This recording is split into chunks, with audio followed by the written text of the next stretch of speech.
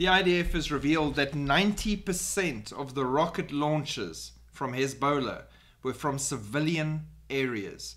230 launches and 20 aerial targets identified crossing into Israeli territory on Sunday morning when Israel launched its preemptive strike, 90% of which launched from the heart of a civilian area.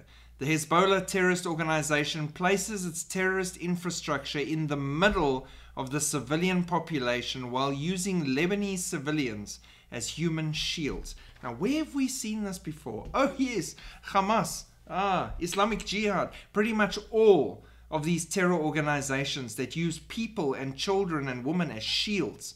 And still, the world condemns Israel. The world attacks Israel. I don't see rallies and protests in the streets of Washington and universities of America or Europe screaming and shouting about the fact that Hezbollah is launching attacks and keeping all their supplies in civilian territory. I don't see them freaking out or screaming or protesting that apparently the leader of Hamas is hiding as a woman between the civilians, that they're launching rockets from civilian tents. No. Why? Because it's not about the Jews or Israel. We want to be focused on villainizing them and attacking them, because that is the enemy's focus.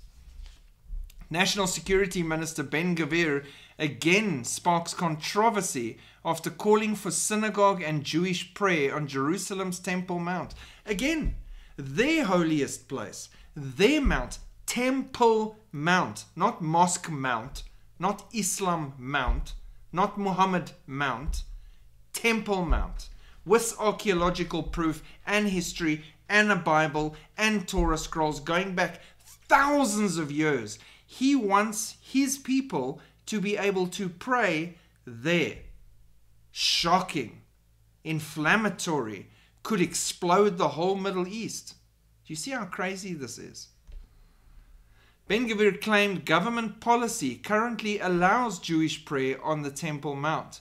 The office of the Prime Minister Benjamin Netanyahu immediately issued a terse statement affirming there is no change whatsoever in the status quo on the Temple Mount. Old Netanyahu has to issue one of these every second or third day because Ben-Gvir keeps pushing this button wildly. Challenging the status quo on the Temple Mount is a dangerous, unnecessary and irresponsible act. Ben-Gvir's actions endanger the national security of the State of Israel and its international status. Gallant posted on X. Now, Gallant, if praying on your holiest site endangers your security and messes up your international image, is your focus on God or on man? Go and think about that. Unprecedented surge in Aliyah. Aliyah's Jews going back to their homeland. 29,000 Jews immigrate to Israel amidst the Gaza war and global anti-Semitism. The recent report from the World Zionist Organization in Tel Aviv said there's a 355% increase in immigration from France alone, with over 5,500 files opened since the war began last October. In the United States, the number of open immigration files rose by 62%, totaling more than 6,000 people. Canada has experienced an 87% increase, with over 800 Jews initiating the move.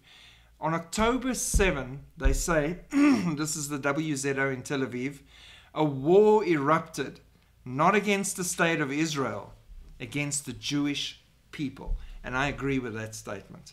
This was not an attack against the state of Israel. This was an attack against Jews, Judaism, the Jewish people, God, Yahweh, everything to do with his name. That's why Christian persecution is being kept silent as well, because we're also part of this get rid of them process as fast as they can. The war is between darkness and light, and darkness seeks to eradicate any and all promises made by God, to make them null and void.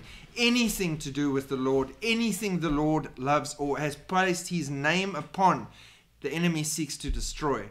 And this, like I have said many times, and I'm going to keep saying this many more times, This whole anti-Semitic rise that we see all over the world right now is the last push, like a pregnant woman pushing to get the last Jews that don't want to leave the lands that they have called home for all these centuries to go back to the land of Israel. Why? It's easier to have them all in one place for one final week, and they can all be together. That's what's happening, and we're seeing a mass increase of Jews going home.